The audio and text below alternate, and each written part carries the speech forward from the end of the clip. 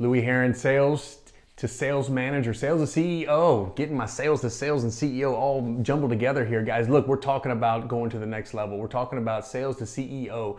We're covering content and information that I believe in my heart with all the passion I had, that the 25 years I've been in the business, everything that I've done to go from salesperson to dealer principal, I'm outlining for you. I'm just convicted. I believe there's got to be some folks out there that want to go to the next level. Here's my thinking. There's the car business is a grind of a business. And if you're going to do it and you enjoy it and you know you make phenomenal money, you might as well make as much money as you can and climb as high as you can. The whole goal is to get you to the next level. So again, if you're loving what I'm saying, if you like what you hear, do me a favor, keep listening, like, subscribe, comment below so we can have some dialogue back and forth.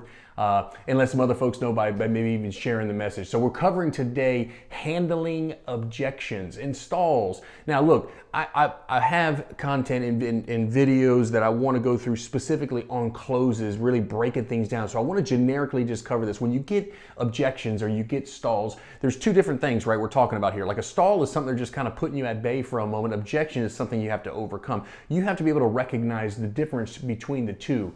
But in both of those, let's walk you through the steps of what you want to do. The first time you get an objection of any kind or you get a stall, you always want to just kind of acknowledge that and agree with that, right? Think about this. You can't win a war when you're confronting 24/7. In other words, if I'm going to have a conversation with somebody and we're in confrontation and my goal is to get them to lean my way and we're fighting, it's not going to work, right? So the first thing you want to do is you want to make sure that you empathize, understand, agree, and acknowledge. Now, when I agree with somebody, if someone says, hey, the payment's too high, okay, I may not agree that I think the payment is too high. I may agree that they think the payment is too high. Now, listen to what I just said.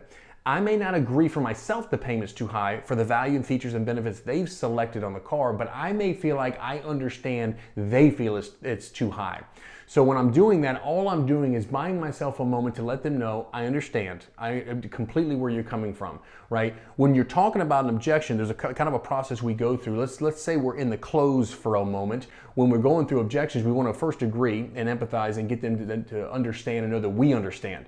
The second thing we want to do before we rush right into the close is we want to make sure we isolate, right? Because what we don't want to do, and so many times there's a lot of closers that watch my content, a lot of great car people, and we all lose sight every now and again that we just run right through the motions. In other words, we agree, we understand, then bam, if I could, would you? And the problem with closing car deals or handling objections in the close is a lot of salespeople are conditioned and taught to get commitments, not close. There's two entirely different things. And when you're talking about closing a car deal is on value.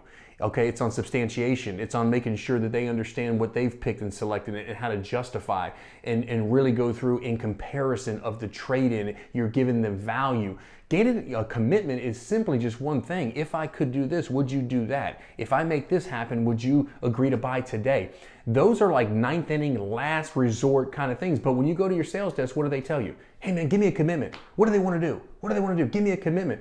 So you're conditioned, right? They're not teaching you how to close a car deal. They're teaching you how to get a commitment. So what you want to do is you want to make sure before you close the car deal or before you actually get the commitment, what you need to do is make sure you isolate. Otherwise, you are going to chase your tail. Guy says payment's too high. I understand. In fact, look, when I saw the payment on the paper when my boss put it down initially, I kind of thought the same thing.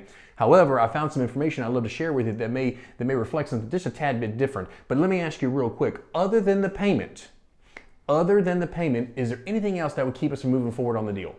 Other than, I want you to just say that to yourself in your mind, other than, ingrain in your brain, other than, hey, I'm not getting enough for my trade. I hear you, I understand completely. Let me ask you, other than the trade, is there any other thing that would keep us from moving forward in the deal? Again, the reason why is if you don't isolate that the trade is the only objection, you're gonna overcome the trade, and then he's gonna say, okay, I understand, but my wife's not here. Okay, then we get through the wife, oh, you know what, I don't make a decision on the first place I go.